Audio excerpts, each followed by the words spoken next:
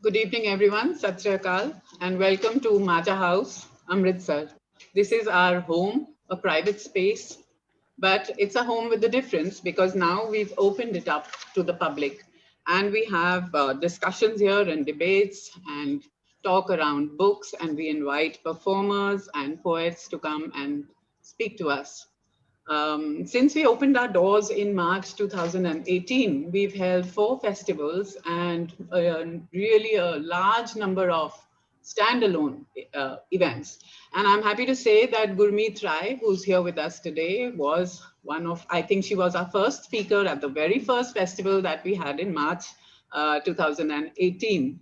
Welcome, Gurmeet, and I'm so glad to see you here. And thank you because you have brought to us this really stunning book, Amritsar, A City in Remembrance. At your talk, in March when you came here, you spoke about the conservation efforts that you'd undertaken in Amritsar. And it's really wonderful to see how all of that has come together in this book with its stunning visuals, done by, of course, photos by Raghu Rai. We don't need to introduce him at all, and scholarly in-depth essays on a host of issues that bring Amritsar alive to the readers, anybody who picks up this book. It's certainly going to be my go-to book to give to anybody who wants to know a little bit about Amritsar. Two of the contributors have joined us this evening, Urvashi Butalia and Jigna Desai. Welcome. Urvashi also has been here in November 2018, and it's great that we have all of you here on the online Maja House platform. Amritsar, A City in Remembrance, celebrates the city as I think few books have done in the past. It captures its glorious history and also its very conflicted and bloody past. Through essays that have been written by some of the best contemporary scholars and practitioners of heritage conservation. Um, I'd like to say welcome to the audience, to all the guests here today, and to our moderator, Professor Sarbjot Behl, architect, professor and head Department of Architecture at GNDU, and also a powerful poetic voice. I'm going to now ask Professor Gurupdesh Singh, who's here, who's also part of the Maja House executive, to introduce all the speakers to the audience here, and then we can jump straight into the conversation. So over to you, Gurupdesh. Thank you very much. I think most of the speakers today are uh, very well recognized, very famous. I think we don't have to give much introduction to them. Gurmeet Rai had been here before, and she has been coming to Amritsar for a long time. And she's probably one of the, say, first generation conservationists who started work in this, and particularly in the architecture area. She has almost been, say, instrumental in renovating many of the, or instituting many of the major sites in Amritsar. That includes Gobindgarh Fort and Rambagh Palace Garden, Town Hall, Amritsar. Besides this, she has also been instrumental in taking care of some of the World Heritage sites in this country. That includes Red Fort and Ellora Caves. I think these days she is very busy with Kashmir Valley, where she's trying to develop and sustain tourism and enhance the, say, livelihood possibilities of those people. Let me also tell you that she is the Hridaya Center city anchor of Amritsar, and as much as of the famous city Puri in Orissa. And she has been appointed this by the Ministry of Housing and Urban Affairs. Urvashi Butalia probably also needs very little introduction. Those of you who are interested in partition literature, we have already been talking about it, and she produced one of the most famous books on partition, The Other Side of Silence, which records the oral histories and probably portrays the most savage incidents which were heaped upon women during those partition days. She's a researcher, a publisher, and a writer. She was a part of the team that started Kali for Women long back. And these days she's directing Zuban, another publishing house in the country. Her book, The Other Side of Silence, has been heavily awarded, and she was awarded the Oral History Book Association Award in 2001, and then again in 2003, it was Nikki Asia Award. Uh, Presently, she is, I think, and she has edited another book on partition, which is The Long Shadow, which is also equally important. Jigna Desai is a teacher, and she has been an associate professor at CEPT University and chair of the master's program in conservation and regeneration. You can see all of these people are highly concerned citizens who are concerned with heritage culture and particularly architecture. She has been on the say on several committees, international committees, and expert member of International Scientific Committee, Historic Towns and Villages, and the International Council for Monuments and Sites. She has particularly been advocating partnership between communities and national and international institutions or governments so that conservation work can be actually properly implemented. Sarbjot Behl has already been introduced. I think I need not do that. He is a professor, a teacher, an architect, and when it comes to Amritsar, you probably can find his finger in almost every pie. You can see that almost all major projects of Amritsar have been, under his supervision. He has been a member of the committees which contributed to the making of Gateway of Amritsar, District Administration Complex, and then Ram Tirath Temple Complex, Municipal Corporation Office Building, Maharaja Ranjit Singh, Punjab, Technical University at Bathinda, and you can also see his work at International Airport Amritsar, also at Bhai Jataji Memorial Complex, Anandpur Sahib. He has been consultant with a large number of other institutions in the area. And I think I need not tell more about these luminaries. He has already been introduced as a poet also. I guess the session is going to be very enjoyable with such dignitaries and luminaries interacting with each other. Sarbjot Behl will be moderating the discussion, and I think it is about the book, as Preeti has told you, which has been done by Gurmeet Rai and Raghu Rai with his photographs. And these two other members have also contributed to the book. Over to Sarbjotji, please. Thank you very much for this. Thank you, Dr. Gurupdesh. So today we are gathered here to celebrate this beautiful book, Amritsar, A City in Remembrance. And for the book, I wouldn't say much more. I'll just repeat one remark given by William Dalrymple. A remarkable achievement, a painstakingly researched, beautifully written, and wonderfully photographed love letter to Amritsar. I think nothing more could be said about this book so beautifully as he has put it. And welcome Urvashi, Jigna, and Gurmeet from Srinagar. I think Gurmeet has an affinity for spaces of conflict, and you can find her, doing her bit wherever the conflict is affecting the heritage of any particular place. So I will, begin with Gurmeet because she's the editor of this book, and then I'll move on to Jigna and Urvashi later.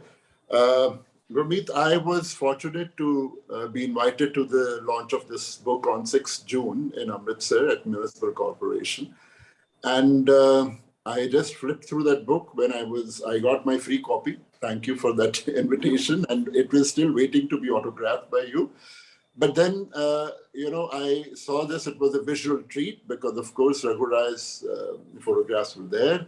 And then when this session was planned and I was asked by Preeti to host it, I also got to read the book.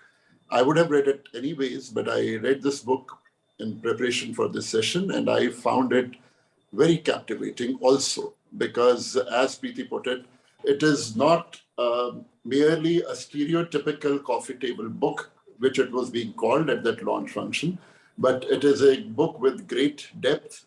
It is a book which has been written with labor of love, devotion, passion, and great scholarship. But a book happens at a certain point of time, and it is written over a couple of months or couple of years. But the journey behind that book is very long and very arduous. So before I get to the book, I would like to ask the person behind this book, Gurmeet, because we share alma mater of Chandigarh College of Architecture and School of Planning, where we were contemporaries. And I, coming from Chandigarh, where modernity was in vogue, modern architecture was the mainstay when we were studying. And she happened to choose a very unusual, unconventional topic of Kila Mubarak in Patiala, if I'm right, conservation. And conservation was still, something in uncharted territory and, a new word in architectural vocabulary. So I would like to ask you, Gurmeet, how did you choose this path, which was so different from your peers and from your contemporaries? How did you, start this journey, which ultimately culminated in your engagement with conservation, as well as in this beautiful book? Over to you, Gurmeet. Thank you, Sarbjot. Yeah, that's true. Actually, this book does capture a journey, and you've taken it back to the college years, and I would say it goes back into my childhood, growing up in Punjab, in the rural landscape. I mean, I come from Gurdaspur, and every summer and winter vacation, one is always connected with one's village. But you're right, as a student of architecture, I was, over the years, as the semesters passed by, the subjects that really held my interest was history of architecture, was building materials, was craft. In fact, I remember when I went for my internship as an undergraduate, I actually joined the Delhi Blue Pottery to become a potter as well.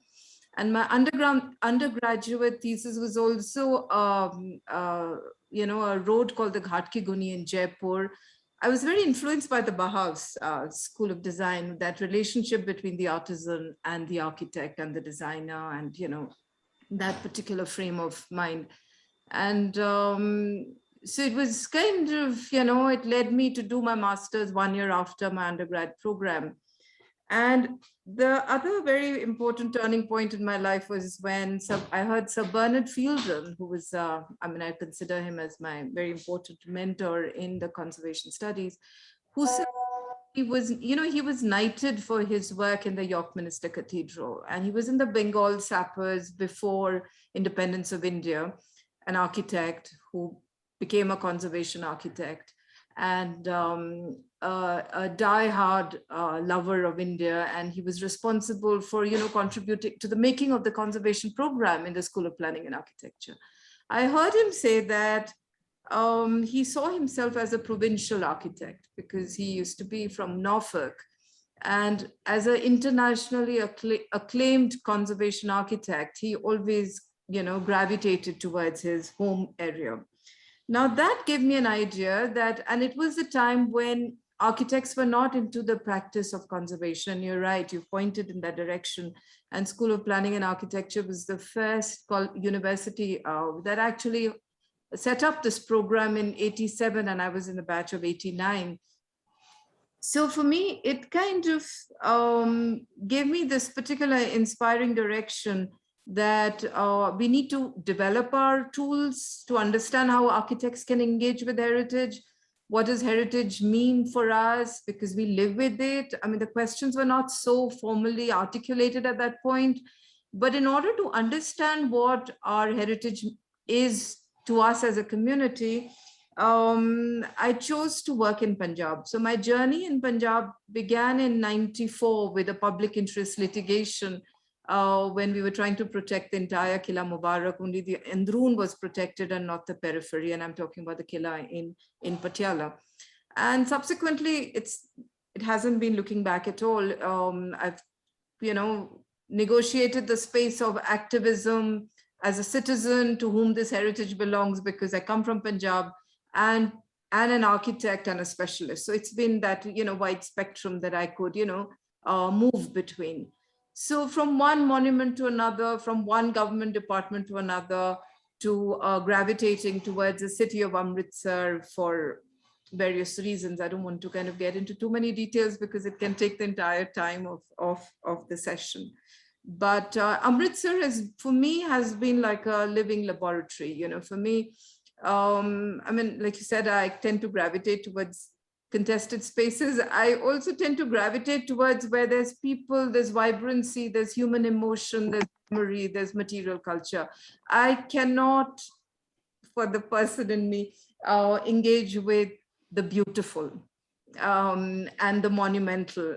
For me, I need that tactile, and I think it comes a lot from the kind of background we have as Sikhs or Punjabis, that egalitarian existence that I've grown up with, with a farm background, with an Army Air Force background of my father. This is something which has been my, way of life and way of appreciating nuances of cultural heritage. So that's what, and so Amritsar has always been like, became like kind of a laboratory for me to engage and to learn something, then engage with the space, then go back and learn some more from theory and then come back into practice. So every monument, every space, when I kind of re-engaged, I kind of came back with a little bit more, I would say, a deeper understanding or an understanding of a different dimension. And I mean, it's been a lot of experimentation. So they weren't preconceived tools. Fine, yeah. So we will talk about your intense love affair with the city a little later. But before that, let's come to the book. Such a beautiful book that you've written. And as I earlier mentioned, I was quite intrigued and troubled by being this termed as a coffee table book. Because coffee table books are generally a collection of, photographs and illustrations, and then, which you just flip through, and there's nothing beyond that. But this book happens to be a document of a repository of such a in-depth studied research, and it represents the knowledge from so many authors, have contributed to this book. So it becomes a very live book in comparison to a coffee table book. So you please tell me, how did you envisage such a different format, structure of this? Were you also in tune with this idea of calling it coffee table book? And how did you then, if it was, how did you come up with this format, structure of this coffee table book? And with what expectations do you want your readers to approach this book? Yeah, it's the answer. The answer is as complex as the dimensions you've been able to look at it in, See, the thing is, I've engaged with Amritsar through a tourism project, which is funding from Government of India and Government of Punjab for conservation of the Govindgarh Fort. So that was one format. I've engaged with Amritsar from the ASI language of looking at the Rambagh Garden. Then subsequently in 2015, I came back to Amritsar to engage with the city on an urban fabric level. So you see that this is something important to remember. And before that, to begin with, was the nomination of Harmandir Sahib as a World Heritage Site, which was a self-initiated, self-inspired, pushed in that direction by UNESCO to look at this wonderful site in that direction. So what happened so my journey as a personal journey has been from the year, say 2000, 2002, when we did the nomination, all the way now. Now, so as a conservation practitioner, I understood different things at different levels as I touched the city and the city touched me over these 2 decades.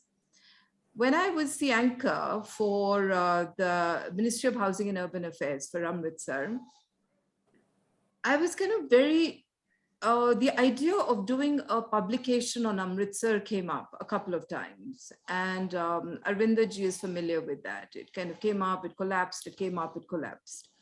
I was very keen to, I articulated this very clearly to the Municipal Corporation of Amritsar because they were the nodal agency to implement the Hriday program funded by, those of you who are not familiar with that, it was a program of Ministry of Housing and Urban Affairs where they funded 12 cities. All of them were pilgrimage cities, and they funded a certain amount of money gave a certain amount of money for a bit of conservation, but largely infrastructure. But I also somewhere understood in the course of that journey since 2015 to 2019, that they were also open to this experimentation space, that whatever the ideas that came from the anchors, they were willing to hear, and nobody was bulldozing you in a particular direction. So that I must give them credit for that. So doing a book on Amritsar was one of the ideas that I kind of proposed to the government, between the local government and Government of India, and it was accepted in principle. I also articulated this, that we need to talk about recovery of heritage and conservation of heritage. Plus, you can't talk about recovery and conservation without giving what makes that heritage.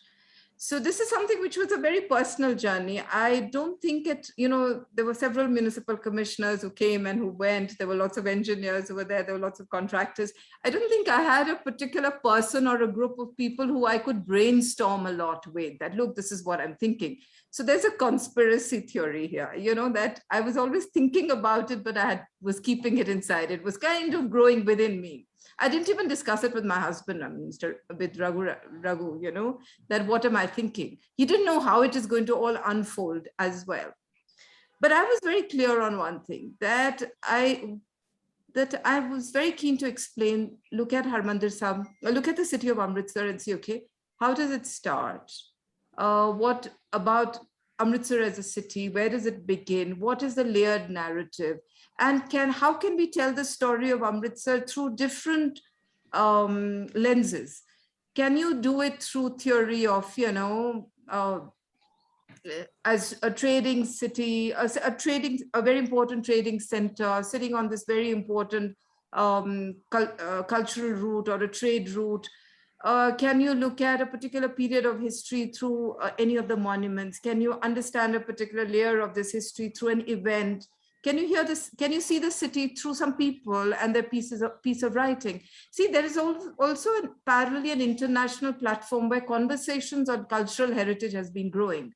From very monument-centric approach by the Venice Charter in 1966, moving towards historic cities, towards gardens, towards people, to cultural diversity, to intangible heritage, to sustainable development goals. So there's an international language of how to engage with a balanced way of looking at development, where culture and nature becomes, critical for sustainable development. And when I say culture, nature, people are central to these two aspects.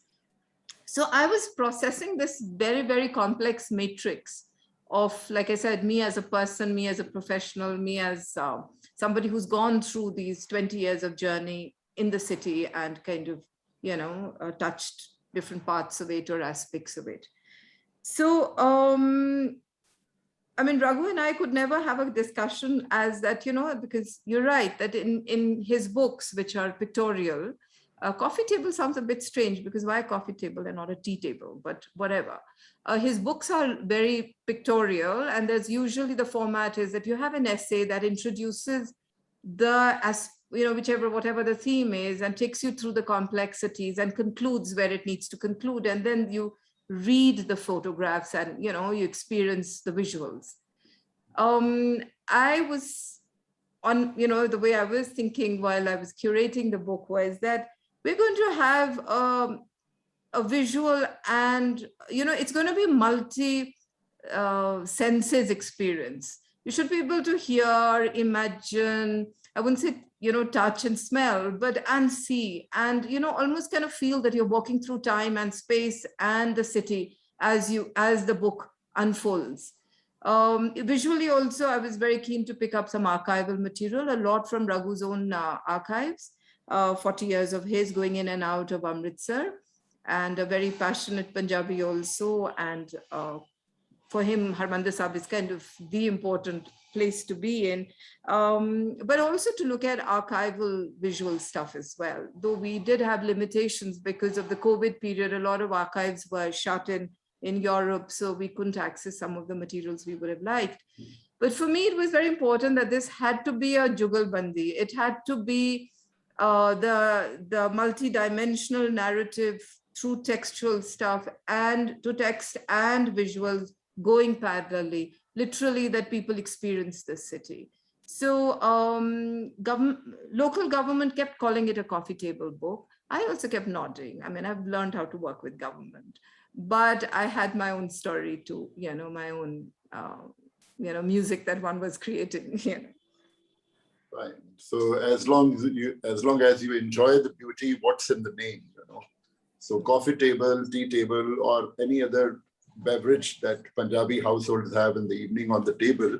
So it doesn't matter, but the book is beautiful. While going through the book, the essay that resonated most with me was Partition, Memory, and Memorializing, written by Urvashi Butalia, and she is here with us. I personally identified with this piece a lot. Being the child of partition, I like to call myself that because, being born to parents or generation who had come from the other side of the border, displaced from there, and then they had to start their life all over again from here. And especially with reference to Amritsar, which is a town right on the edge of the border now after the partition was done, and the kind of stories that you have documented there.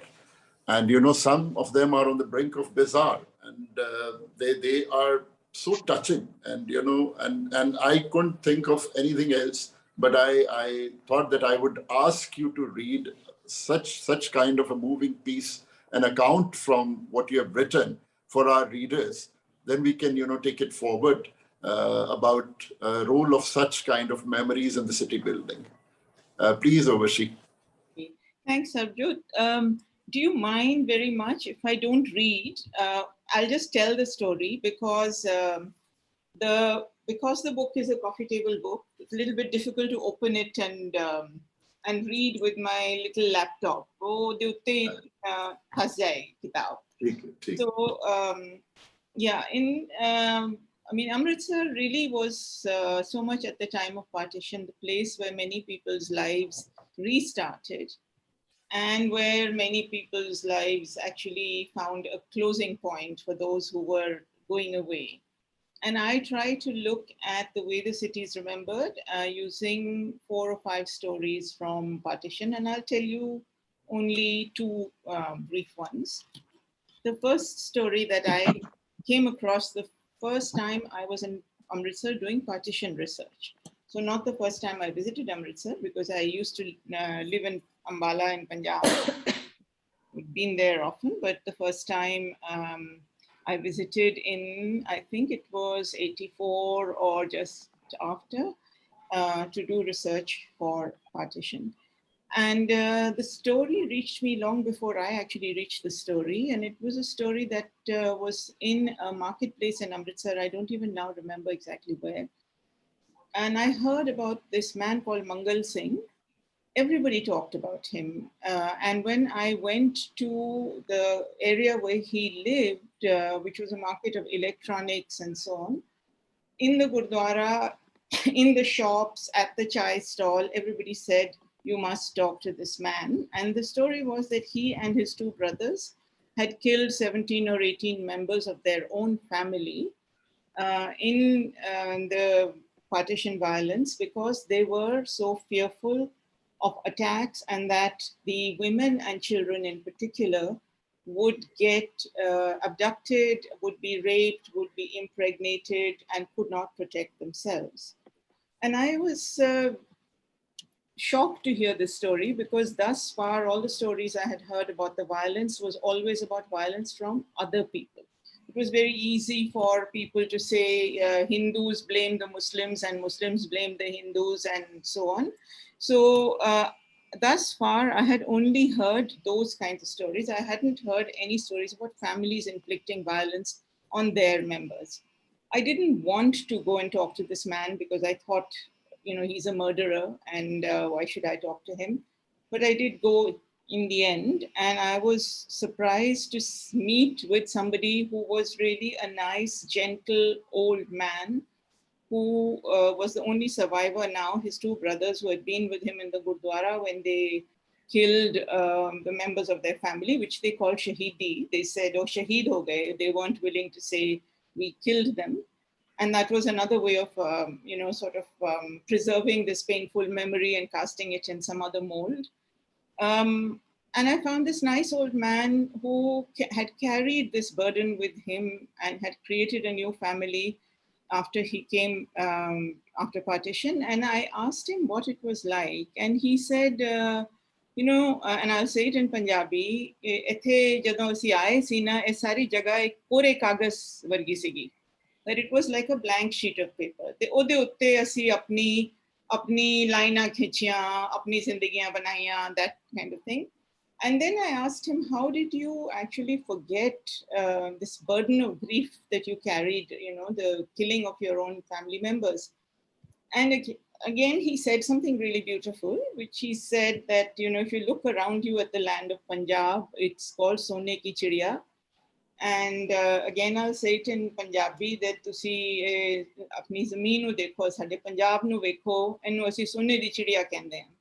ਤੇ ਇਹ ਜਿਹੜੀ ਧਰਤੀ ਹੈਗੀ, ਇਹਨੂੰ ਅਸੀਂ ਆਪਣੇ ਆਂਸੂਆਂ ਨਾਲ, he said, ਅੰਜੂਆਂ ਨਾਲ ਸਿੰਚਿਆ, that we have irrigated this land with our tears and we have put all our forgetting into this land. So that thing really pushed me into exploring more of people's memories and seeing how this whole city, and that was, I didn't start thinking of how these memories make up the city until Gurmeet actually pushed me into writing this piece for her. And then I was reminded of so many of the stories that I had looked at, which kind of took place in and around Amritsar.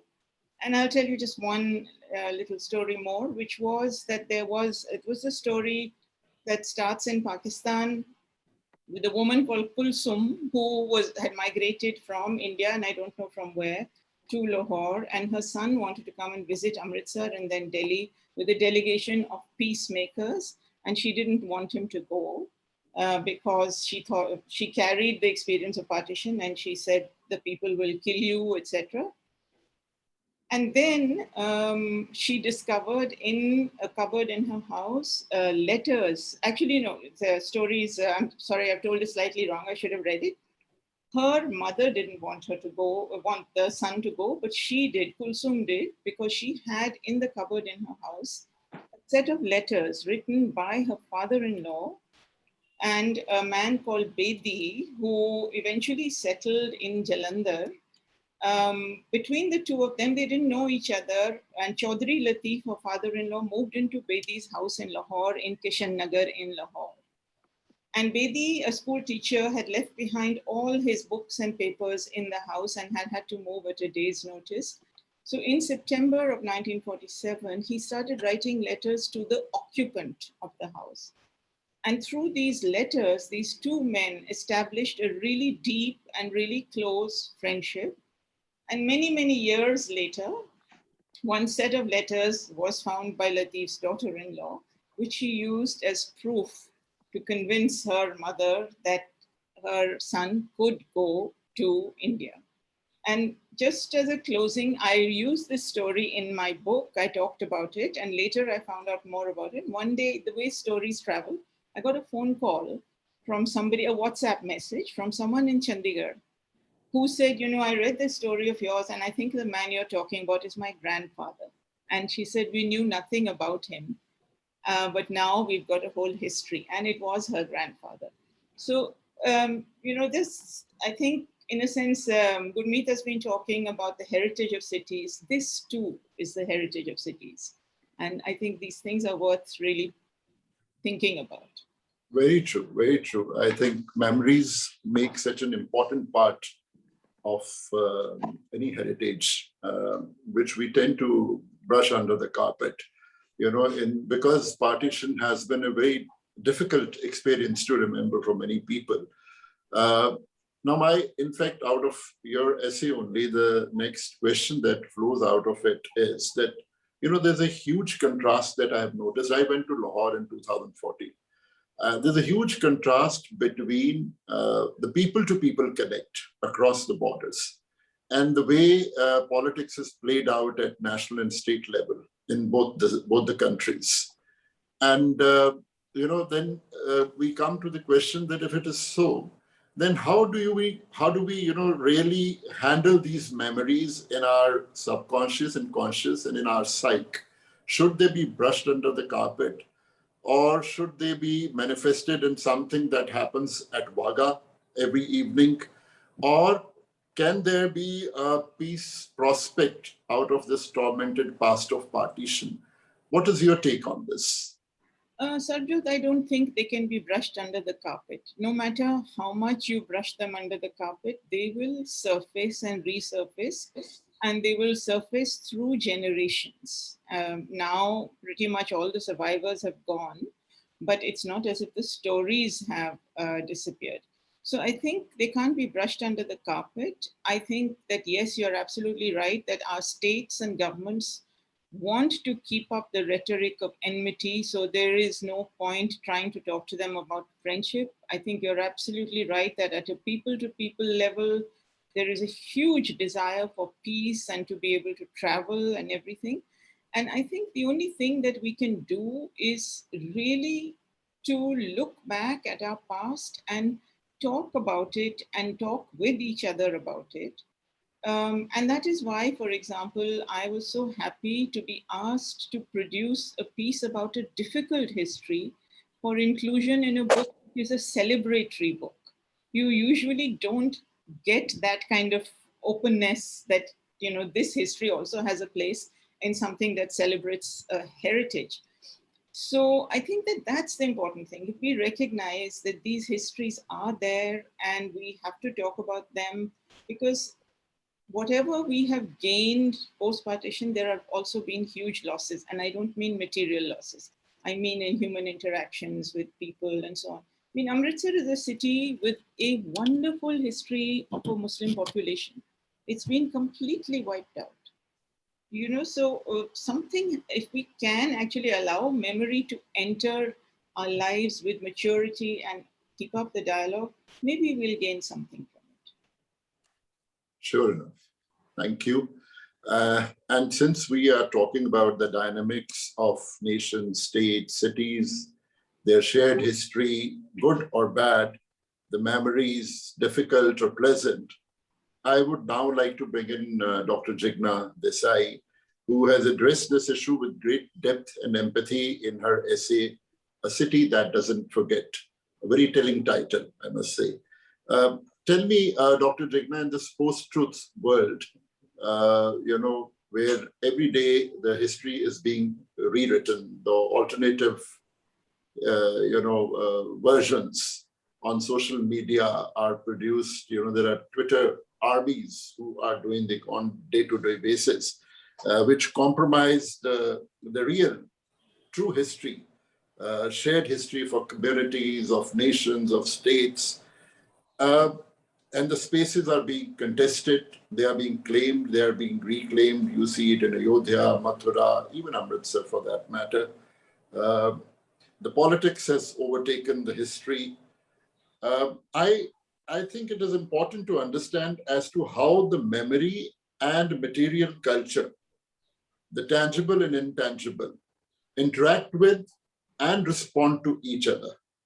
You know, especially with reference to Amritsar and the evolution of the city, because once we understand that process, I think we'll be more sensitive and empathetic to how the memories shape cities, and, you know, take care of this fact that the memories that shape cities have to come out from a very pure space and truthful space.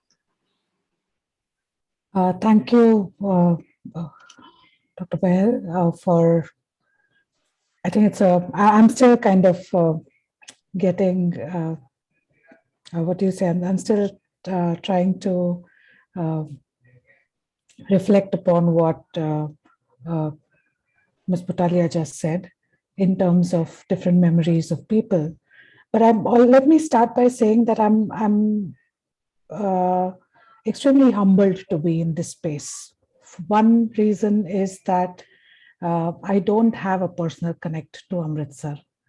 And my connect to any city is through more of a theoretical space of conservation and how we understand urban spaces and conservation. And before I answer your question, I'd like to say a little about how I entered how I entered Gurmeet's journey and what she possibly expected out of me. She told me that I think a couple of years back was the first time when she told me we were working on, in 2017, we were working on how Hriday projects were shaping up, and we were writing about feedback on the Hriday schemes. One of the cities was Amritsar, and I think somewhere in 2019, she told me that, I'm thinking about this book in Amritsar, and you must write a chapter on how conservation and cities relate to each other. And at that time, my usual process is that I go to the city that I'm supposed to be writing about. I stay there. I understand what's going on. I talk to people, and I engage with it. I've never written about a city without personally engaging with it. In this case, I think one of the reasons possibly Gurmeet asked me to write about is also that I will bring in the expert's perspective from a non-personal space, possibly. But I think what happened was that at the time when it was decided that I'm writing this chapter, and I think the date that we had decided when I was going to visit Amritsar and I was going to stay there was in I think 15th March 2020. And that's when the COVID had already broken. I think it was 17th March. And there was already an announcement of a lockdown from 22nd, I think. And there were already these discussions that none of us can travel. And at that point, I remember being extremely doubtful about being able to do this. And Gurmeet said, well, just see what you can do, and then let's see how it comes about. Of course, I'd written a lot of fiction, read a lot of fiction on Amritsar, stories about Amritsar, movies about partition that I'd seen earlier on.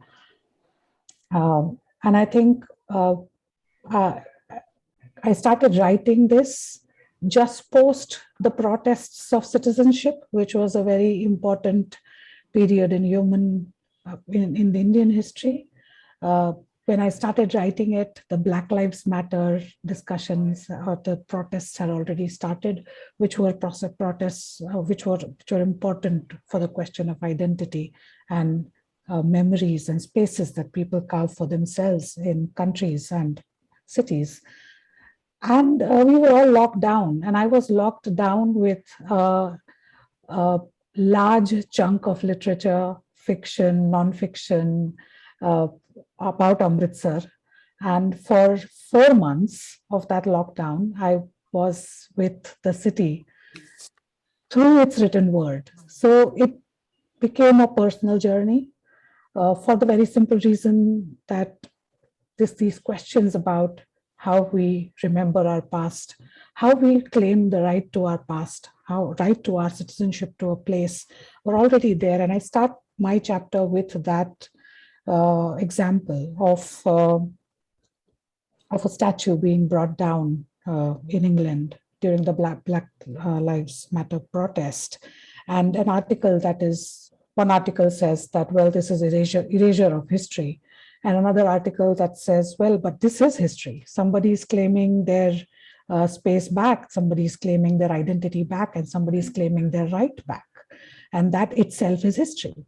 So that is what triggered about how I understand first Amritsar and then how I look at cities. I think when I wrote this, writing this chapter became a personal journey for me in a way that the way I look at cities now, historic cities, this has changed me in how I look at cities and how I understand cities.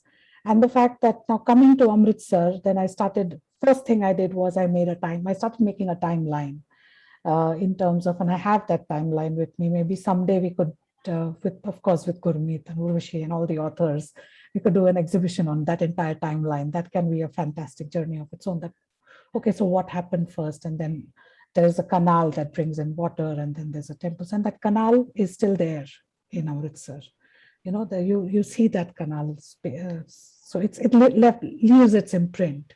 Then there are these, the fort wall and the walled city. And then before that, there are Sikh missiles and Within the fort wall, there are katras. And if you today look at the city, those katras exist.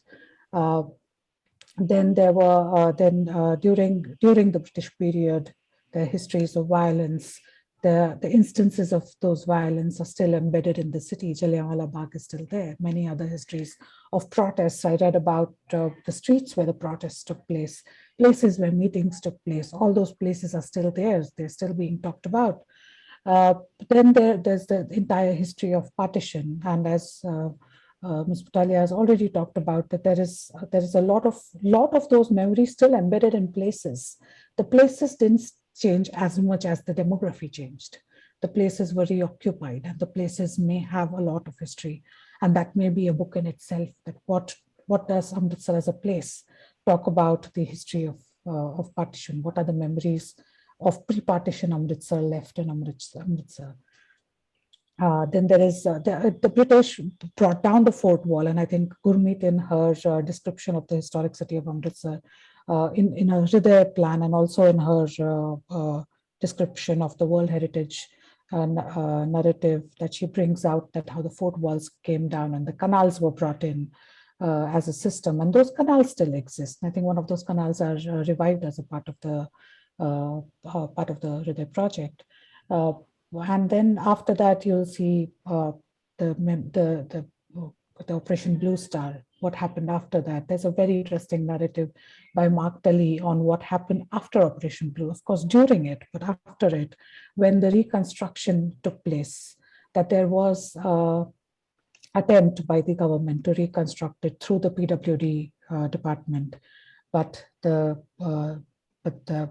Shiromani Samiti, and please, I sincerely apologize for making any mistakes in my pronunciations of names. They said that no, that's a place for worship has to be built through seva. It is not a project, it's a process. And that process has to come from a place of belief. And the parts that were reconstructed by PWD were brought down, they were rebuilt. The existence of Galiara talks about how the response to Operation Blue Star. In fact, I also find a very interesting that I think there are certain papers that Gurmeet shared with me about discussions that happened during the World Heritage nominations and why it fell through, and the discussions and the contestations and the claims of histories that what is the pure claim of what's the pure history, what's the pure understanding of history versus what's the interpreted understanding of history. I think, and I think what I felt was the most interesting once again was that Gurmeet talked about that how she entered into Amritsar through tourism projects, and Hriday was a more of an infrastructure project.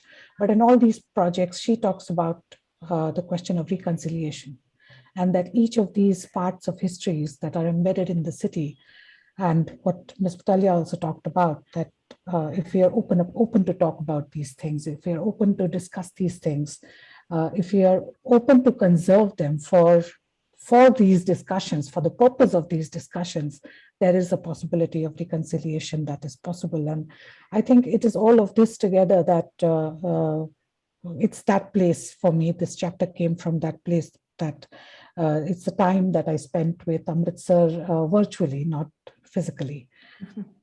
And this chapters come from that space. And yes, you're very right that a lot of our interpretations of a place come from the politics that we are embedded in. And for me, I think that politics was that during the time when I was writing the chapter, a lot of these post-truth facts were being reclaimed. A lot of these questions of oppression or changes and everything was being reclaimed.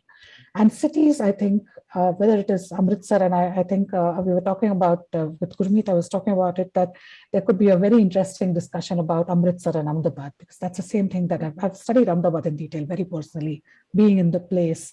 And that's a very interesting discussion that we can have, that a city doesn't forget. In it remains embedded the evidence of each of these memories, whether they are violent, whether they are pleasant. And I think in a lot of the narratives of conservation, and that's another thing that we all, I think that's a discussion that I had with Gurmeet, and that's also what I wanted to bring out in my chapter, that in our narratives of conservation, we always talk about the glorious past. And the moment we only talk about the glorious past, we are not giving a chance to the people who live there to engage with it, because people who live there, for them, the glorious, the non-glorious, the violent, all of it is a past that they don't want to let go of. It's not easy to let go of your difficult past either. And it's all there embedded as evidences in the city. And I think that's what I've tried to bring out. And I'm glad you think it comes through in the chapter. It does. It indeed does.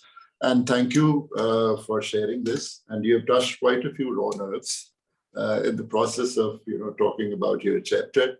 You mentioned, there are every intervention, the cause lies somewhere else, but the effect is always on the city, on the built form, on the morphology, on the social space, in the fabric of the city, which is visible. Blue Star happened, Kalyara was a fallout of that.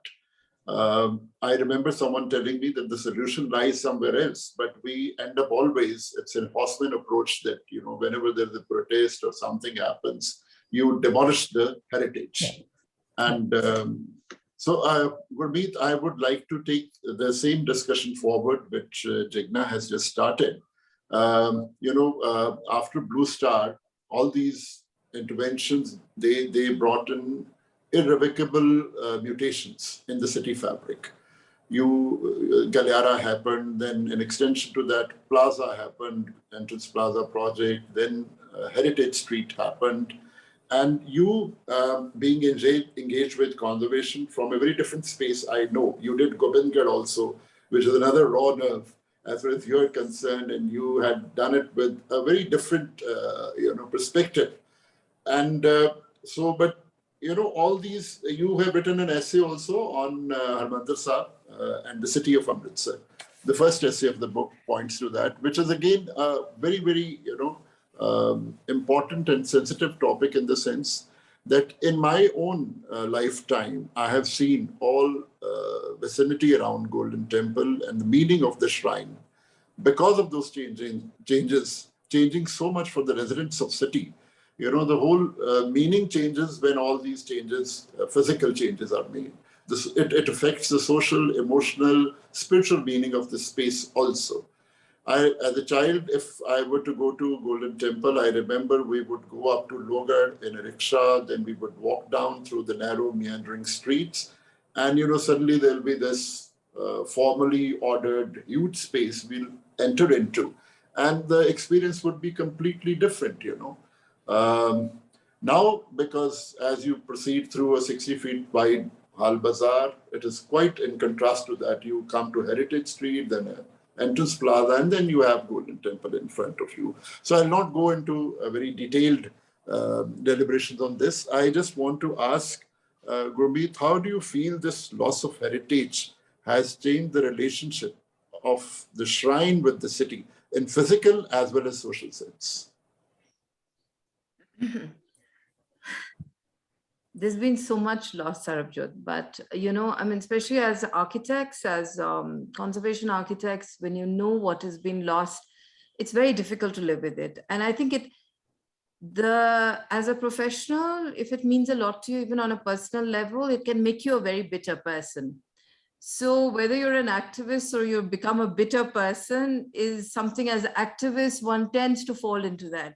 So it's taken a lot of effort, I would say, and I would say it's a grace from the universe that one's been able to keep one's head up and not become a bitter human being, frankly speaking. In all that I've been seeing in Amritsar about loss in terms of the physical changes, I'm now seeing it in other cities as well. And not that it gives any solace. The thing that we as Indians are not understanding is about people and processes. We seem to engage, everything is an engineering solution.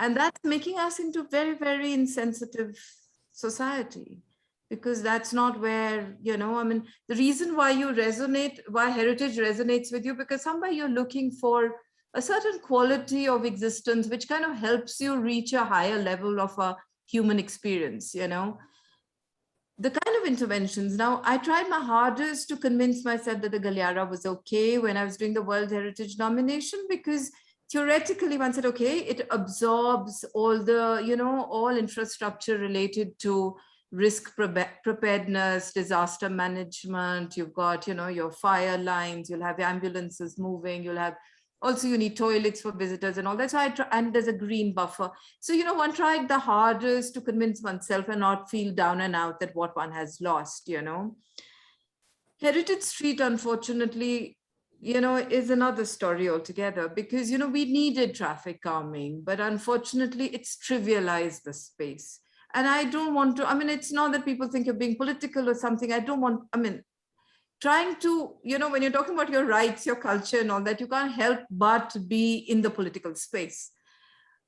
To trivialize that space leading up to the center of your existence, really, through a theme park-like experience, undermines a lot. For those who are, I would say, blessed enough to experience a certain kind of culture then you kind of protect yourself, when you walk through that passage. But others who do not know, do not either have the historical or the cultural background, when they walk that street and reach Harmandir Sahib, they've come to a tourist place. And that entire body language of the visitor, of the person who's come there, the pilgrim may not, now it's very difficult to divide who's a pilgrim, who's a visitor here. But it clearly changes body languages. And that actually has been, while it's created a pedestrian safe space for people who are walking, it's given a certain dignity to people who are walking as compared to cars coming up and honking and making that noise, but it's compromised a lot of other things, Now, coming to how I look at heritage conservation, what one has tried to achieve here is that, when one is trying to engage with Rambagh Gate, I realized that, when we were working, the Rambagh Gate was a huge experience, in terms of, because all the people around Rambagh Gate are actually refugees. Then you talk to them about do they know the Rambagh Gate? What is it? And they would say, Maharaja Ranjit Singh the time, the killa hai. But they show investigation, there used to be I think CIA staff used to be there. It was an interrogation center during the militancy period in Punjab. And people said, they were dekh de vi nahi si, kind of a thing. And once, when I started working on it, was in 2007, was first to get the police to come out to do the structural restoration. And through Hriday, we were able to complete the restoration work, while including the school on top of the rampart, the printing press as part of it, and the dialogue with the people all around. And then my understanding is that if you're trying to create spaces for people and recover your heritage, your culture, and so on through that dialogue, and slow down the movement, and you have to have chip at the block, keep chipping at the block kind of an attitude. So you begin with the gate, you go into the bazaar, you go into the facades, you go into that little wall near the police station, then you take that road leading up to Rambagh Garden. So the city can recover its heritage bit by bit. And what needs to be central to the whole thing is a process. But unfortunately, our law, our legal instruments don't encourage that. And sometimes you feel, would law be more destructive or would it be more enabling? Now, one thing I wanted this morning, I was thinking about it, that when we were thinking of the Gobindgarh Fort, one wanted a process, a people-centered process, because I've actually been witness to that part of history, that this is the first fort that was given by the defense to a civilian government. And this was when, the first time the fort was being transferred, was only the square, the innermost enclosure with the buildings inside. And I'd gone to look at it, and I was walking on the ramparts with the second lieutenant. And I saw these, these petal-like formations. They weren't very distinct forms, but one could see that each side of that square form had these, I didn't have the word ravelin in my vocabulary at that point. And I said, what about those? He said, ma'am, we are not giving you those. We're just giving this central part. So and they wanted a boundary wall around the fort, so that this little space gets carved out of the military zone and gets given to the civil government, and there had to be a 3-meter high wall. So I said, what will happen? Will the wall go down into the moat and then come up and then go down? He said, yes, that's how it's going to be. And that's when I came to the government of Punjab again and spoke to Geetika Kala, prepared a document, which went to Captain Amarinder Singh, who picked it up at the central level, to Ambika Soni, who was coming across from Pakistan at that point, that Captain Amarinder Singh said that, look, either give me the full fort or I don't want it. At that point, he clearly had that conviction, and we got the entire fort, So what I was imagining then on was that it's going to become a people-centered process. But the thing that went wrong was that fort, and to looking at institutional systems, was the transfer of ownership did not go to a Department of Culture. It went to a Department of Tourism. Mrs. Geetika Kala was the secretary there. And I knew it. I said, this is now the first problem. But I was still hoping, working at it, that we'll put a process. And then, of course, once the barfi was ready to be eaten, it was ready to be given out to the private sector to commodify it, to make a theme park, have fun. Now, I would say people who are managing it are doing to the best of their understanding. But I know how much battle one had to fight, because they wanted to invest a lot of money with the best of their intentions to make more amphitheaters and auditoriums and cafeterias and all that, and a hotel, under Mr. Badal, there was going to be a hotel inside. I mean, at that point, as a conservation architect, you've lost it, and you get this lovely gray hair as well, and this is what was happening. Luckily, the government goes, and people tend to forget these things, and hopefully it will not come. In 2016 is when we were able to get the fortification protected. I remember repeating it again and again. Look, the fortification walls are the Sikh period ones. Let's protect that. Even if we don't protect the Anglo layer. Knowing fully well that when the notification happens of the moat walls and the fortification walls, if somebody is going to do some fancy things inside, at least there is a platform for resistance. That is a time, before was a time when, senior Mr. Badal wanted to get water filled up in the moat and have boats in it. I mean, I've been party to those conversations where I said, "Ji, wo sariyan diwaran phul ke gir jangiyan." Then I was told, "Acha, unnu aapa casing kar dange, ode upar nayi tailan la dange, wo nahi girangiyan." I've been party to all of that narrative, which is not there in the book.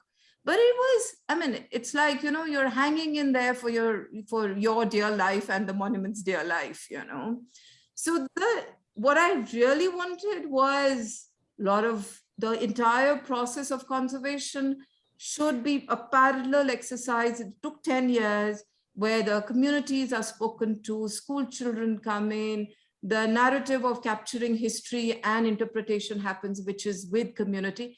And we did modeling of financial modeling, where certain amount goes to private sector, but a certain amount goes into a very protected space, the way they manage a site like the Wartburg Castle in England, There are institutions, in Germany, there are cultural institutions that got created before the World War I. And through World War I, through World War II, through, division of Germany into East Germany and West Germany, those institutions that protected their cultural heritage did not get diluted. I don't know how we are going to ever learn. We don't make an effort to understand how important these things are for the future.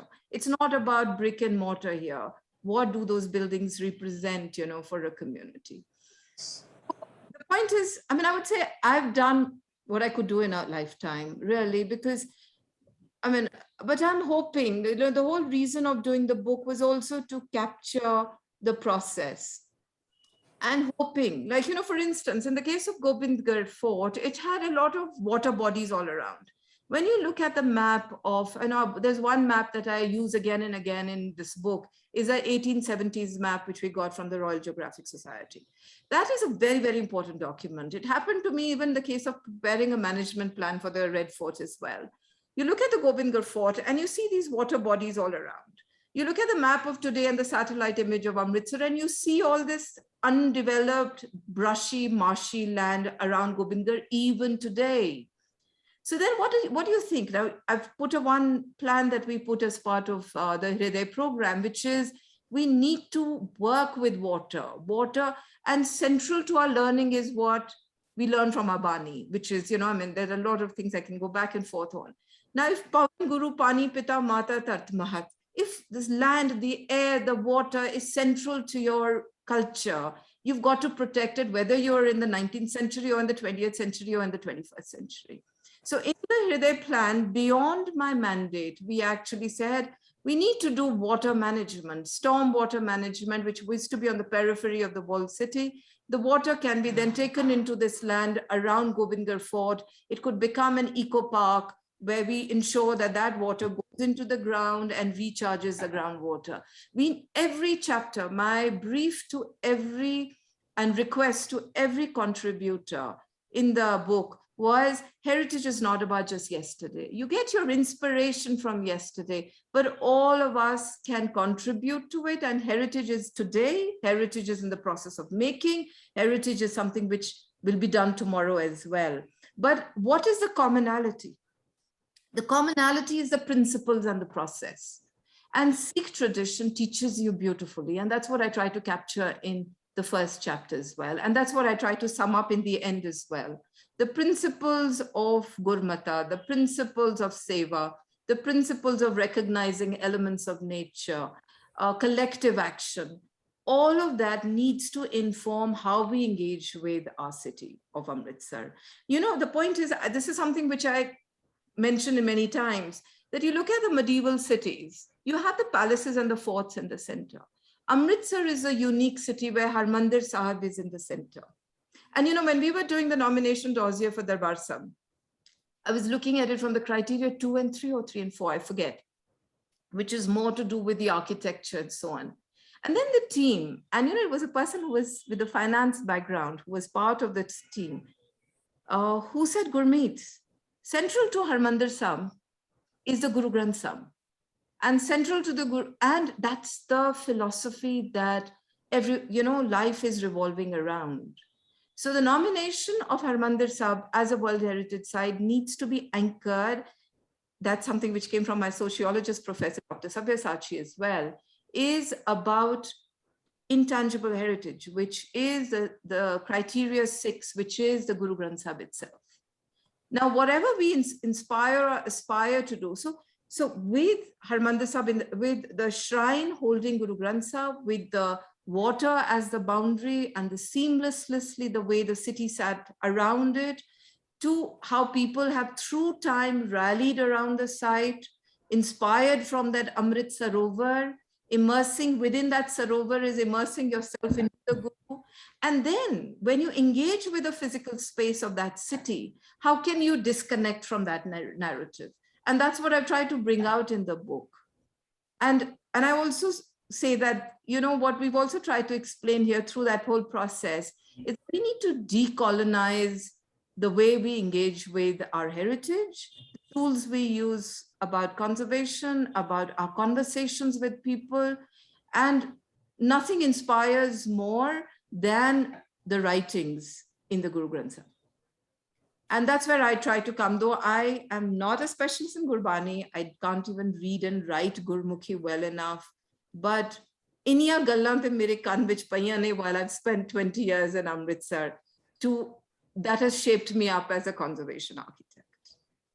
I can understand the space you're coming from, Gurmeet, and I have visited once Darbar Sahib, Harmandir Sahib with you, and I saw the devotion with which you paid obeisance there. So I'm a witness to that. And it is not only, as you said, a professional project for you, but it comes from somewhere deep within. And we all understand that, because without that, you wouldn't have had this kind of relationship with the city that you have now. We have already overshot time, but people are engaged. So I don't mind. I'll just now ask, before we go to the question and answer session, because it is so relevant in today's times. I read your article today in the Tribune about heritage unearthed. So again, you know, whatever you have spoken, I just want you to, it is something again which has been discovered a couple of days ago, and it is again going to be a point you are already, you know, invoking the institutions of the city, SJPC and other bodies to make the right moves in direction of preserving it. So what now, after having spent all these years in Amritsar, what is your take on the sense and sensibilities of people today? the institutions here, the people here, the citizens here. What is your take on this? So after that, we will take the question answers from the audience. Sarbjot, we don't give people a chance. That's the sad part. And our systems don't give people a chance. The biggest problem I've had with the Hriday project has been like we restored the 6 gates of the walled city. And the whole idea was that each of those gates should become libraries. Whoever contributes books, the children can come from the neighborhood and all that. I also thought, and we did consult that within 50 meters or 100 meters, of those gates, a school or a college can be linked with that gate, Please start somewhere. I had, people ready, Praneeth Babbar, very kindly, who was donating books for the library, but it just won't move. How many times I spoke to the local government, from the topmost people to that, look, why can't we move forward? Why do we doubt our people? Nobody's going to pick up that monument and run away, or encroach. We're so worried with these terminologies. Rambagh gates, to give it to somebody, like some young people to run that as a cultural space. The old deputy commissioner's office, to bring in, Team Fateh to do their morning events there and to run a community space out of there, or a library out of there, because everybody's going to be coming to that district administration building. They can sit there and read newspapers, have a cup of coffee, enjoy that building, We just do not give our people a chance. And our institutional structures completely, I don't know, I don't want to get into this, but that's where we, falter hugely.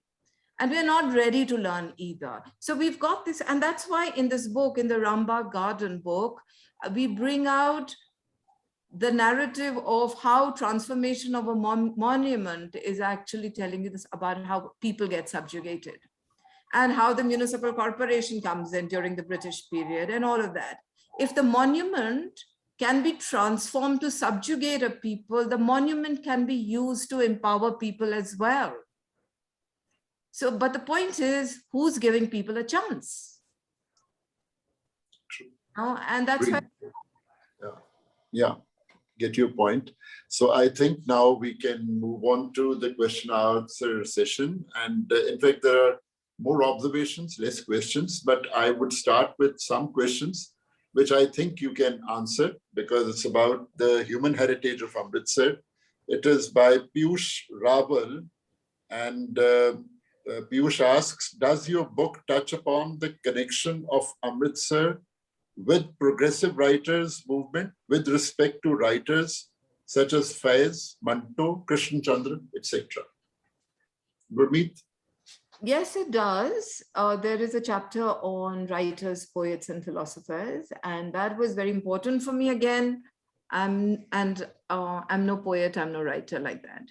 But the names jump at you, the experiment of Preet Lari, the fact that Faiz Ahmed Faiz was in Amritsar and 20 years of his life, and the fact that Nanak Singh, his work, bit by bit, there was so much jumping at you about the writers and poets. And in fact, I think we don't do justice to the vernacular, the fact that you, about the printing press, the entire legacy. If the political movement for independence was so anchored in Amritsar, surely there was communication happening through the written word and spoken word. There must be, I would say, mountains and mountains of narratives out there on writers and poets. I think Amritsar compares with a place called Weimar in Germany, the place where there was Goethe and there was Liszt and there was, who was the person who wrote that about that, William Tell. What I'm saying is that Amritsar needs much, much, much more digging and presenting in more accessible information through the lens of today.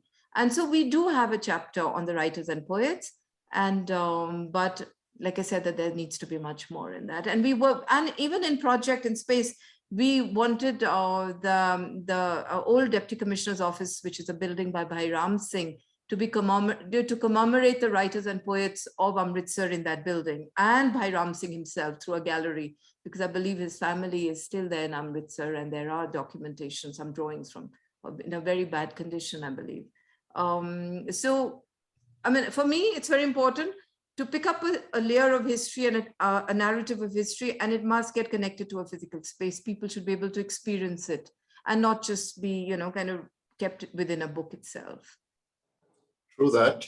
And I think there are many important people, important writers and other people from Amritsar, but I think many people don't know whether they were from Amritsar. So I normally end up calling city an unsung city of known heroes. So, so now that that chapter has brought it out, I think it is a very, very good contribution, which will, you know, be part of our memory now for all the times to come. There is another question, which is a controversial question, but I think it must be asked. You talked about the institution of Kar Seva, you know, Jigna also mentioned that.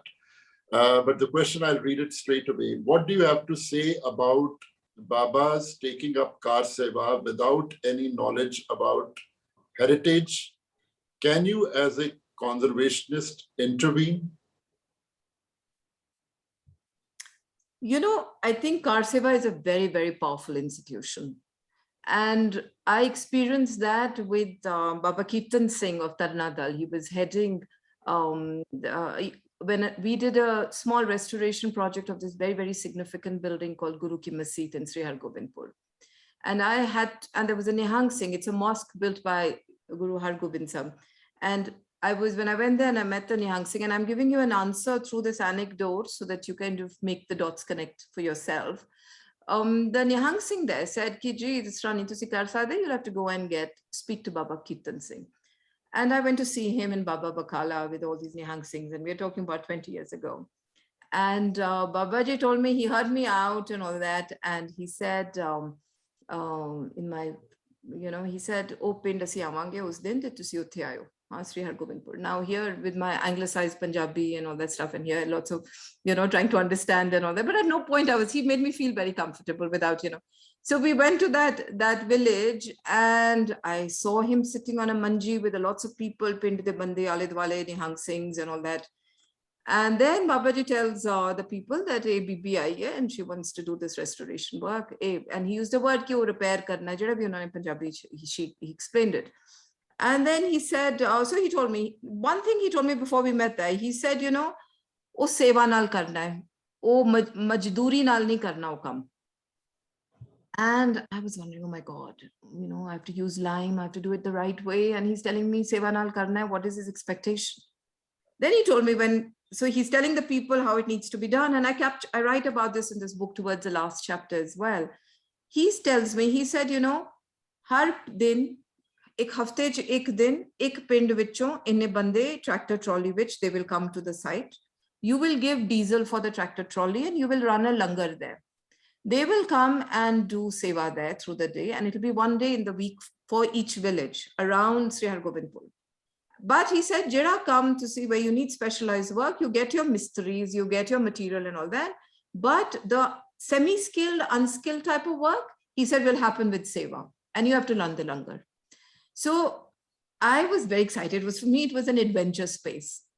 But what I did was that people in the immediate vicinity of the Guru Ki Masjid used to come and run the langar. The bibis used to come to cook and all that. And the men and the women both were doing all the earthwork, the demolition work, sorting materials and all of that. But the conservation happened by masons, paid labor, because it's their livelihood, So they did that work like that. Now, I would say that Babaji, for the first time, explained, I understood what language of conservation should be in Punjab. And without, when you look at Seva tradition, when you go to any Gurdwara, like in Harmandir Sahib, what do you carry with you? Your body remembers. You go and manjo some bartan, you go and do some work of some dusting, some cleaning and all that. You do a bit of Seva, you feel something in your body. That's the memory you carry from that place. If you build a memory around a site, it stays with you. You know, you remember as children going to a park, playing there and all that. You don't remember a place which you just saw. You remember because you engaged with it, you know. That engagement is critical because that's how it becomes part of your personal memory. So with Seva, with Kar Seva Babas, I would say it's critical that all works related to culture should happen through Seva. But it has to be informed by proper documentation, research, material understanding, scientific explorations, and so on. So we need to have a balance between the two. It's not one or the other. What ASI does is all related to the materiality of it. Nothing to do with process, nothing to do with people. What the Babas do is everything to do with Seva and nothing to do with the material culture. So we need to have the middle paths, you know. Okay, there's a question, Jigna, I'll ask this question to you because you worked in Ahmedabad as well as you did some work in Amritsar. And as we were mentioning, Gurmeet can also pitch in because she has this affinity for spaces of conflict. Question is, how do you negotiate as a woman a heritage space that is now largely patriarchal? Okay, Jigna, you first. Well, it's a very good question and a very interesting one to answer as well. I think I've articulated this once before in some other context, and I'll try to kind of do better than that because at that time I fumbled a lot. I think we negotiate as women. We have been negotiating patriarchal spaces all our lives. And the professional space of conservation or architecture, or even being in a university, are all these spaces, or in any profession, are all extensions to the same patriarchal space. So I think, in my opinion, we do it in multiple ways. So there's not one way of dealing with it. And I'm saying this out of observing myself. I think and I'm saying woman here because we're talking about patriarchal space, but what we're talking about power relations here. Everybody who is in the less powerful situation does it in their own way. And I'm talking about structural power here. We do it sometimes by subverting certain rules, by kind of underplaying certain subversions, sometimes overplaying certain subversions, sometimes contesting, sometimes arguing. I think Gurmeet very beautifully put out right in the beginning when you asked how would she respond to this being called a coffee table book, and she said, well, she played along because whatever it takes to get this book there. So yeah, sometimes we play along, sometimes so there are these various, we've been doing this since we were little girls, and I think all little girls do it as well. So it's kind of part of our toolkit, I guess. I don't know, Gurmeet or Ms. Butalia, if you have any other views on it. But I would take it also with you because I've heard so much about Kali, initiative of Kali and Zuban that you, from Preeti, that you started. I mean, the same question because, even when you talk about partition, there's a patriarchal view of partition, and it is always the women who are the first line of defense or brunt, or the poor people, or even among poor people, again, women. How do you respond to this? I'm just taking it forward with you. When the question came up a little while back about whether the book talks about the literary heritage of Amritsar, and Gurmeet responded to that by talking about the pieces. Sorry, my doorbell is ringing, but I'll just leave it to read it. So the question came up and I responded to, Gurmeet responded to that, and I was thinking of that. When I read that essay, I thought, where are the women in it? Sare bande sige, all the male writers, there was one woman mentioned. But it's not as if women were not part of Amritsar's rich literary heritage. And even though, the essay talks about Gurcharan Singh, the theatre artist, Gurcharan's plays, which went to thousands and thousands of people in the Punjab, were enacted by his daughters and his wife and conceptualized by so many of the women. Why don't we talk about them? So it's so easy for us to absent gender and women out of anything that we do, because the picture is, the male picture is much easier to just present. It's the easiest and most accessible.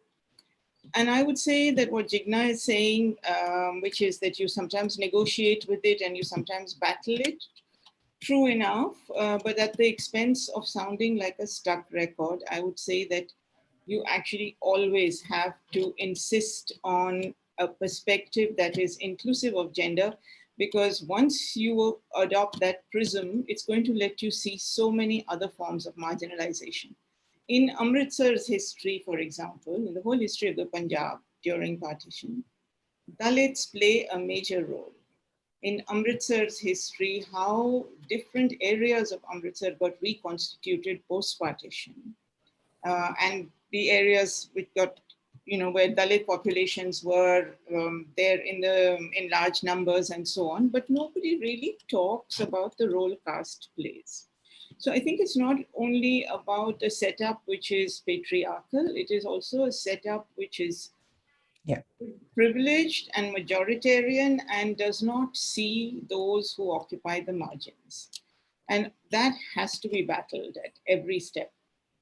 I mean, I could give you a long answer, but there's lots of questions and people waiting. So, if I may just add to that, there's a similar issue with how Ahmedabad's history is studied, and how there's a very interesting, and when I was talking about subversion, there's a very interesting history about how women negotiated public spaces while avoiding the otherwise public male spaces, and how they negotiated through subversions the historic city, which was otherwise patriarchal. So yeah, I don't disagree with you at all there.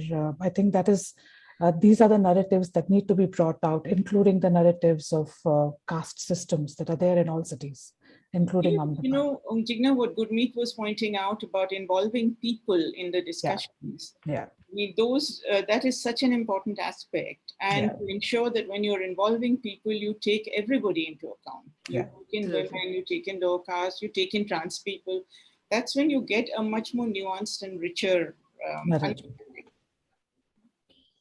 Thank you very much. It's been a wonderful session. I don't want to close it, but I think we've already overshot 30 minutes and we still have to go for a vote of thanks. But मैं अखीर च ही कहूँगा भाई वो कहते ने जिन्ने लाहौर नहीं वेख्या जम्या नहीं, and then people go to Kashi for nirvana, पर जिन्ने विचकार life जीनी है वो अमृतसर आ जाए.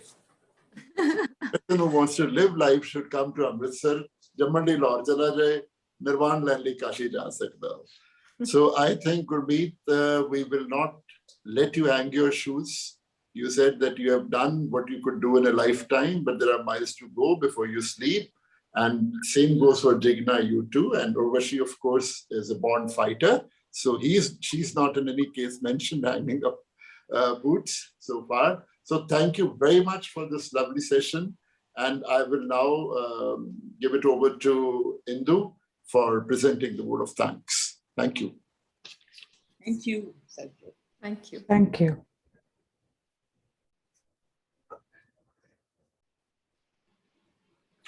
Yeah, please, Indu Aunty, can you say something?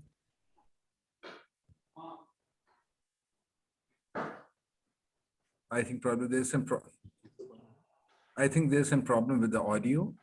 Okay. Yeah.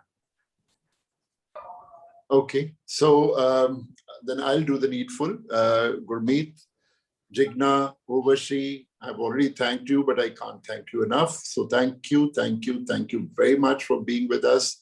It has been, we have had this full house after such a long time. There were 100 people because our capacity is 100. So I can imagine there would be many more who could not get entry to the Zoom meeting. And I'm sure they would have joined us on FB.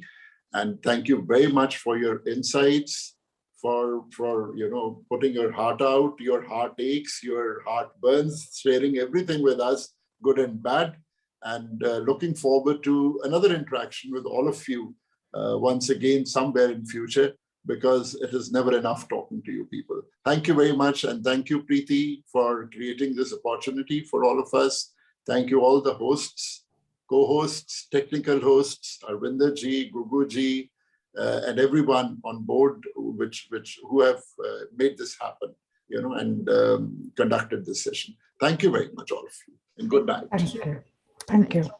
Thank you very much. I think in the end, we just add that next Saturday, we have well-known economist and policymaker Kaushik Basu with us at 6 o'clock. So please do join us. Same place and 6 o'clock in the evening again. And thank you very much for being an engaged audience. And thank you very much to each one of our speakers today. It's Thank been you a once really again wonderful from evening. the Thank technical you. host. I'm Arvinder, and thank you so very much, Gurmeet. It was nice seeing you after a long time, and please do visit Amritsar again. Thank you. Good night. Good night, everybody.